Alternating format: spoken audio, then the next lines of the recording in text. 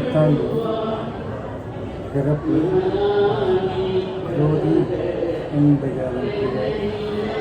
இந்த ஆண்டு நண்பர்கள் அனைவருக்கும் நலமும் வளமும் கொடுத்து, நல்ல ஆயுளை கொடுத்து, நல்ல ஆரோக்கியம் கொடுத்து, இடர்களையெல்லாம் கலைந்து, துயர்களையெல்லாம் கொடுத்து, மலர்ச்சி அதிகம் கொடுத்து, மன தளர்ச்சியும் வளர்ச்சியும் போகும்போது அன்னை கற்பகமும் அப்பன் கபாலியும் கடைக்கன் கலாக்கின் மூலம் உங்கள் அனைவரும் வாழ்க்கையும் பலப்படுத்த அடியேன் தாழ்மையான வேண்டுகோள்.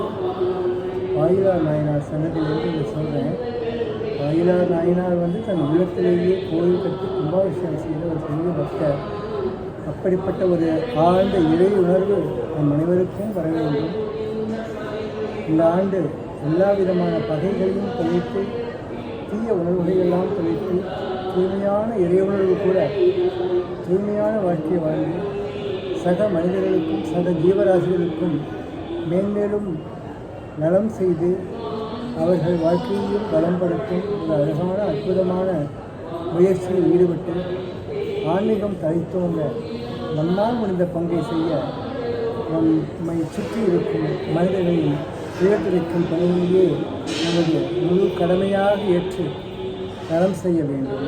நாட்டமும் அதுவே நண்பர்களும் இந்த வருடம் மிகச்சிறப்பாக இருக்கிறது.